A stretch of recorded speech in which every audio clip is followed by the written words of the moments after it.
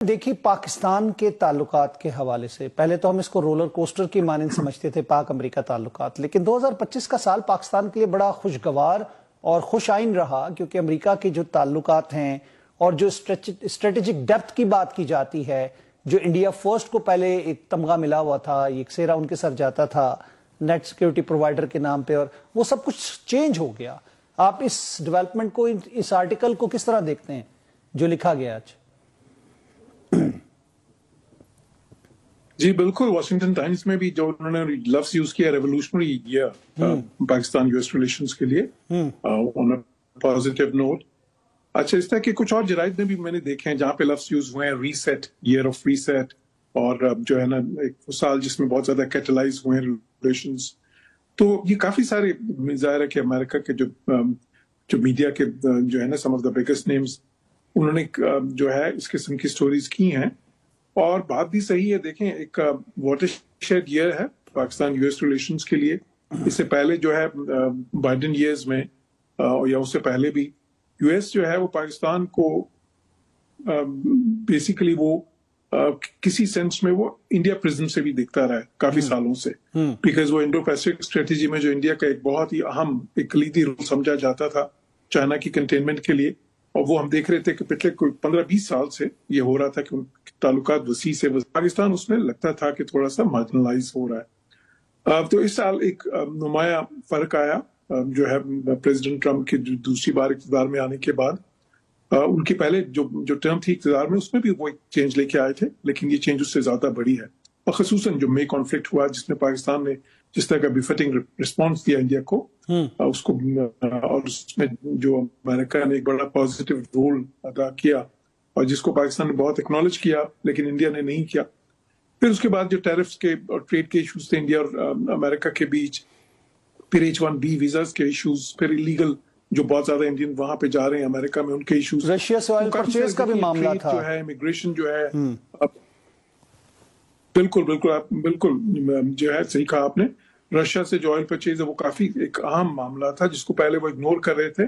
لیکن اب وہ بھی پریزیڈنٹ ٹرمپ نے کہا کہ نہیں، نو مور، اب یہ نہیں ہوگا کہ انڈیا جو ہے اسٹریٹجک آٹونمی کے نام پہ ہمیں ہماری آنکھوں میں دھول جاؤں، ایک اسٹریٹجک ہپوکریسی جو ان کی ہے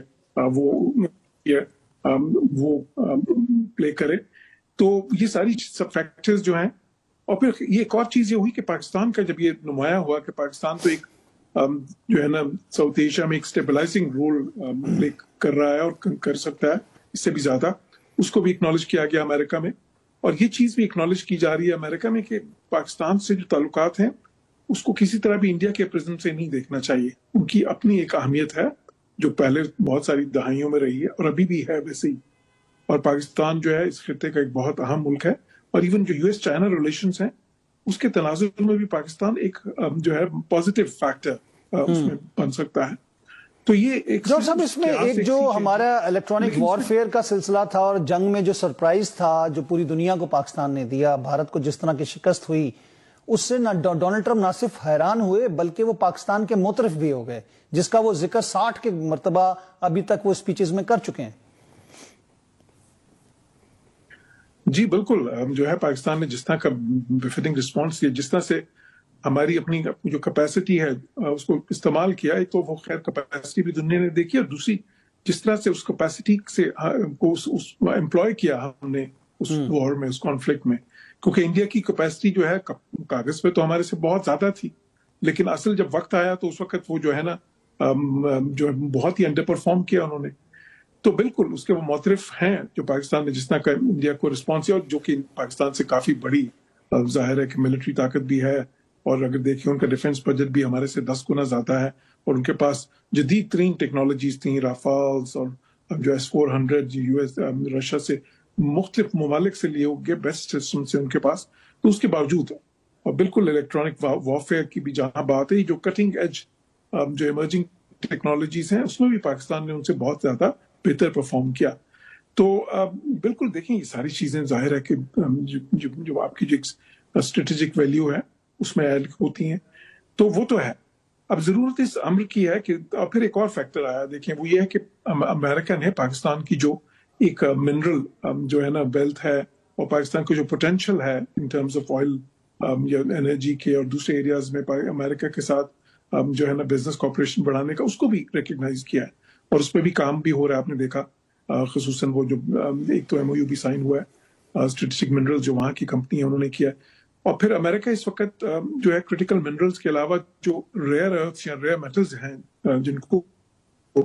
اس کی جو ہے جو کہ چائنا کا جو دنیا میں 80% سے زیادہ اب جو ہے نا وہ چائنا اس کو جو ہے کنٹرول کرتا ہے. تو امریکہ چاہتا ہے کہ اس میں بھی جو ہے نا وہ ریئر ارتھس میں اور جہاں جہاں بھی وہ سمجھتے ہیں کہ وہ پائی جا سکتی ہیں وہاں پہ وہ کوشش کر رہے ہیں کہ وہ جو ہے نا بزنس کوپریشن اس فیلڈ ایریا میں بھی قائم کریں. اس میں بھی پاکستان میں ایک پوٹینشل ہے. تو یہ سارے فیکٹرز ہیں، لیکن اب یہ بہت اہم چیز ہے کہ ہم وہ انسٹیٹیوشنل میکنزمز جو ہیں کریٹ کریں اور وہ جو ہے بزنس جو ریلیشن شپس اور جو ہے نا ایک سبسٹانٹیو ٹریڈ اور انویسٹمنٹ کوپریشن اور ٹیکنالوجیکل کوپریشن جو ہے اس میں ٹرانسلیٹ کریں یہ ساری جو گڈ ول ہے